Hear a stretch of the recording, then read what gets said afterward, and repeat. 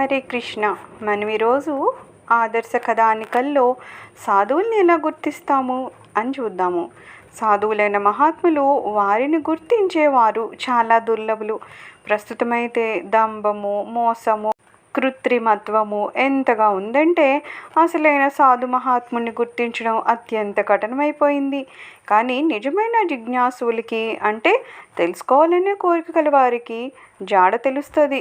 భగవంతుడు అనుగ్రహిస్తేనే వారిని గుర్తించగలగడం జరుగుతుంది. ఇప్పుడు వారి గుర్తేమిటి? మనం వారిని గుర్తించలేము, మనం మాత్రము మనల్ని గుర్తుపట్టగలము. ఒక కథ ఉంది.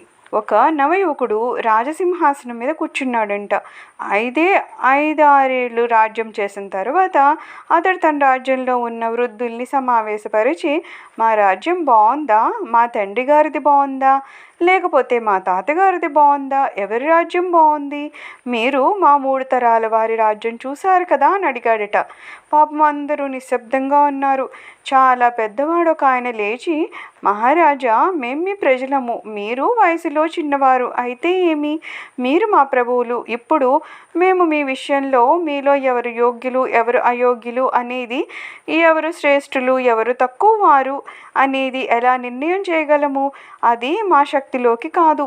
నా సంగతి అడిగితే నా మాట అయితే చెప్తాను, కానీ మిమ్మల్ని పరీక్షించలేను అన్నాడు. రాజు, సరే మీ మాట చెప్పండి అన్నాడు. అతను చెప్పసాగాడు, మీ తాతగారి రాజ్యంలో నేను యువకుడిని, చదువుకున్నాను, శరీరంలో బలం కూడా బాగుండేది.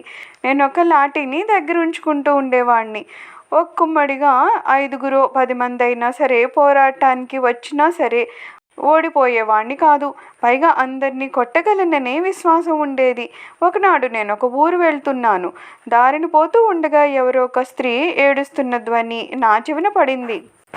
వెళ్ళి అదేంటో చూద్దామని ఆ ధ్వని వస్తున్న వైపుకు వెళ్ళాను. చూద్దుని కదా, ఒక సుందరి అయిన యువతి ఒంటరిగా అడవిలో కూర్చుని ఏడుస్తోంది. ఆమె చాలా విలువైన నగలు, బట్టలు ధరించి ఉంది. నేను హఠాత్తుగా ఆమె దగ్గరికి వెళ్ళేసరికి తాను భయపడి ఒక్కసారిగా ఏడుపు ఆపేసింది. నేను చాలా ప్రేమగా, అమ్మాయి కంగారు పడకు, ఎందుకు ఏడుస్తున్నావో చెప్పు అన్నాను. నా ఈ మాటలపై నమ్మకం ఉంచి ఆమె ఇలా అంది, నేను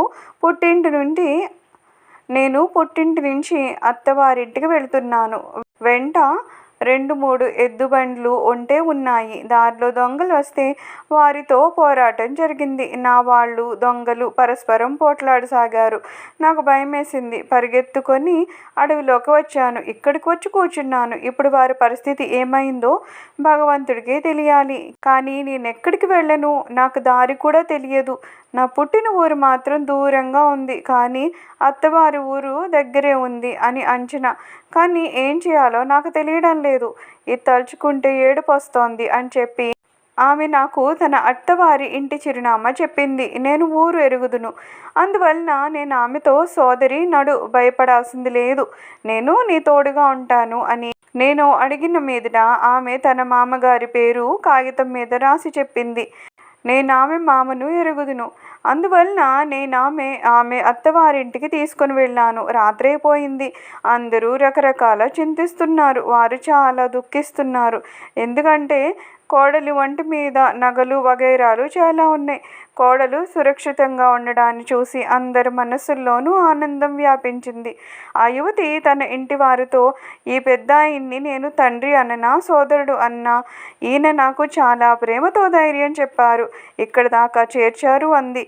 ఆ మామగారు నాకు బహుమానం ఇవ్వడానికని 500-600 రూపాయలు తెచ్చారు. తీసుకోమని పట్టుపట్టడం సాగించారు.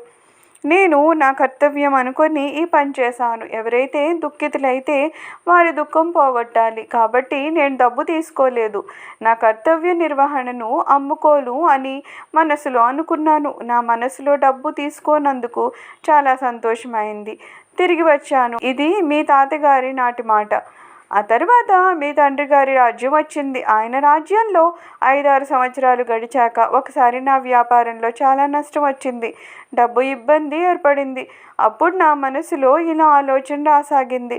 అప్పుడు అంత మంచి సమయము లభించింది. 10-15 వేల రూపాయలవి నగలే ఉన్నాయి. ఒంటరి ఆడది.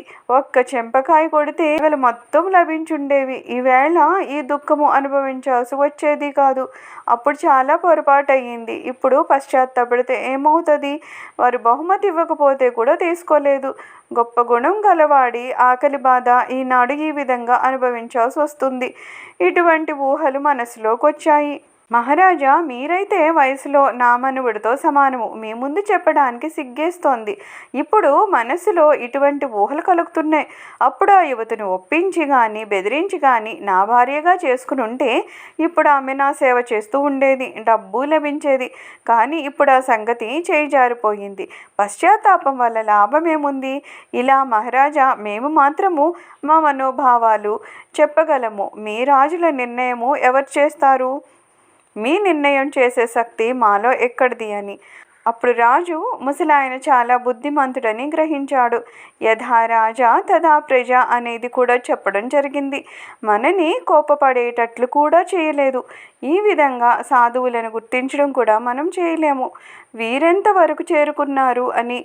కానీ వారి దగ్గరికి వెళ్ళడం వల్ల మన హృదయంలో చెలరేగుతున్న గందరగోళం శాంతిస్తూ, అడగకుండానే సందేహాలు తీరుతూ, మనసులో సంతోషం కలుగుతూ, మనలోకి దైవీ సంపదని యొక్క గుణాలు వస్తూ, అంటే దయ, క్షమ, ఉదారత, త్యాగము, సంతోషము, నీతి, ధర్మము మొదలైనవి పెంపొందుతూ, దుర్గుణాలు, దురాచారాలు తగ్గిపోతూ ఉంటాయి.